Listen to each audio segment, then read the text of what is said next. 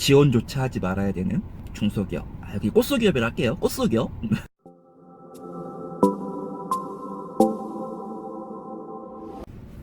안녕하세요, 한 시장입니다. 오늘 좀 친구를 잠깐 볼일 보러 왔다가요.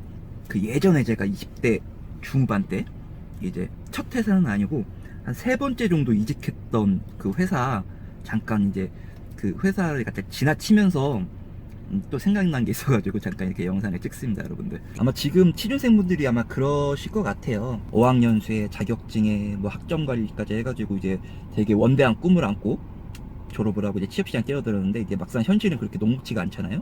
그러니까 이사하고 현실 사이에서 되게 괴리감을 엄청 느끼시면서 아마 자존감이 지금 엄청 떨어지셨을 것 같아요. 이제 점차 대기업에서 뭐 중견기업, 중소기업으로 점점 이제 이력서 하향 지원을 하고 계신 것 같긴 한데, 그 회사 잠깐 지나치다 보니까 꼭 드리고 싶은 말씀이 있어가지고 영상을 찍습니다. 그 채용 공고에서 판단할 수 있는 절대 지원조차 하지 말아야 되는 중소기업.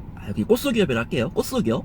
일단 첫 번째로 5인 미만 회사. 5인 미만 회사 같은 경우에는 아무래도 이제 가족 경영 회사가 거의 대부분이에요. 대표이사 남편이라면 그 옆에 관리 팀장이나 뭐 관리 뭐 이런 이사 뭐 이런 이렇게 직책으로 이렇게 계신 분들은 뭐 부인 분들이 많으시고, 그 밑에 뭐 이제 직책을 다루고 계시는 분들 보면은 자녀들이나 아니면 친인척 관계의 회사들이 거진 대부분이에요. 그렇기 때문에 그 5인 미만 회사에 입사하실 경우에 가족이 아니라 그런 경우가 발생하는 게 되게 빈번하게 발생하실 거예요. 일단은 업무량 같은 경우에도 근무 인원은 뭐 5인이라고 하더라도 일하시는 분들 보면은 거의 본인이 다 모든 업무를 하게 되실 경우 발생해요.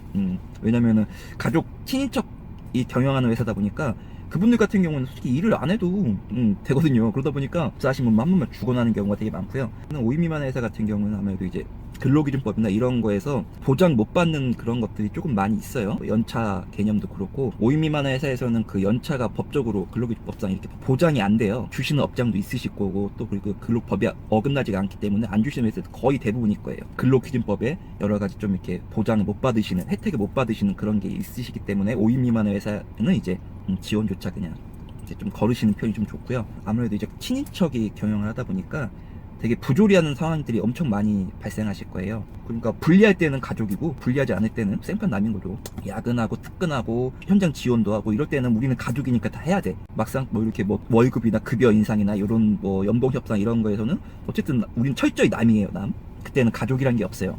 그렇기 때문에 5인 미만 회사는 조금 지양을 좀 해주시는 게 좋고요. 중소기업 같은 경우에는 크넷이나 잡코리아나 사람이나 이런 채용 사이트를 보고서는 아마 이제 거의 지원을 많이 하실 것 같은데, 채용 공고가 빈번하게 올라오는 회사와 빈번하게 올라오는 직무가 있어요. 채용 공고가 빈번하게 올라오는 회사 같은 경우에는 회사 자체가 좋지 않은 경우가 되게 많고요.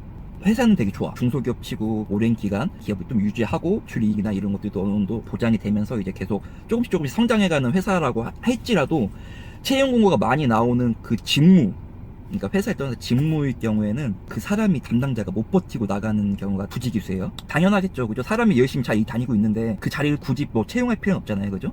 사람이 결혼이 생겼으니까 그 자리 똑같이 메꾸기 위해서 계속 같은 공고를 내는 건데, 그 회사의 특성이 있어요. 특성이 있는데 어떤 회사 같은 경우에는 뭐 구매팀이 조금 빡세고, 어떤 팀 같은 경우에는 생산관리가 빡세고, 어떤 팀 같은 경우에는 인사팀, 뭐 총무팀이 빡세고, 회사마다 특성이 조금씩 있는데 그 특성을 가장 잘 파악할 수 있는 게 과연 이 회사에서 이 직무가 얼마나 많이 채용 공고가 올라오느냐, 그걸로 판단할 수가 있어요. 그렇기 때문에 아마 지금 몇 달, 뭐 계속 뭐 6개월, 1년 정도 가까이 이제 취업 준비를 하고 계시는 분들 같은 경우에는 주기적으로 올라오거나 반복적으로 올라오는 공고 같은 경우에는 본인이 가셔도 오래 버틸 수 없는 그런 자리일 확률이 100%니까 그런 경우에는 조금 이제 지양을 좀 해주시고요. 일단 세 번째 같은 경우에는 이제 연봉이 기재가 되지 않은 뭐 그런 공고들이 있어요. 뭐 회사 내규의 정함, 아니면은 뭐 면접 시 협의 같은 경우에는 본인이 면접을 얼마나 잘 보고 본인의 능력이 얼마나 뛰어난지 몰라도 그분들은 이제 어디 정해져 있는 그 한계선에서 크게 벗어나질 않아요. 거의 통보가 많죠. 우리 연봉은 이 정도다,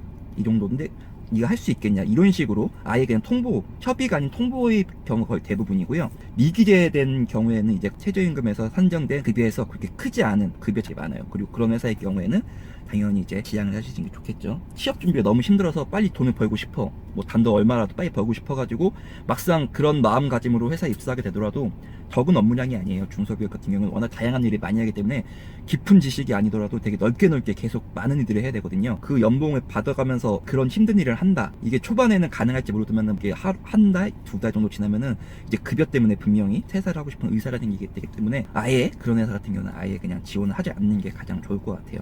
네 번째 같은 경우에는 보통의 뭐 신입이나 경력이나 그 채용 공고를 보시면 한 달에서 뭐 3개월, 뭐 길게는 뭐 6개월 정도까지 해가지고 수습 기간을 두는 회사들이 되게 많으실 거예요. 그죠? 이거는 뭐 수습 기간이라는 거는 어느 대기업도 그렇고 중견기업도 그렇고 뭐 중소기업 거의 다 똑같이 수습 기간을 두는데, 수습 기간을 두는 이유는 이제 아무래도 분위기에 적응하는 그 기간, 그리고 또 업무에 적응하는 기간, 경력직의 경우 이분이 과연 그 업무를 적절하게 수행할 수 있을 정도의 능력이 있는가, 그리고 또 융화가 되는 그런 인재인가, 그런 것들을 판단하는 그 기간이기 때문에 수습 기간에 둬요. 본인이 일하신 거에 대해서 수습기간이라고 할지라도 좀 좋은 회사의 경우에는 프로 급여를 거의 다 지급을 해주시고요. 급여를 어때 뭐 70%, 80% 정도 이렇게 뭐 제한을 두는 회사의 경우에는 연봉 협상이나 아니면 급여에 관련된 부분에서 좋지 않은 상황을 많이 가져올 회사가 거의 대부분이실 거예요. 저 역시 거의 그랬었고, 일단은 지금 생각나는 것 정도는 이렇게 한 4가지 정도 해가지고 말씀을 드렸어요. 취업에 만약에 계속 실패하신 분들 같은 경우에는 뭐 자기 자존감도 떨어지시고 조바심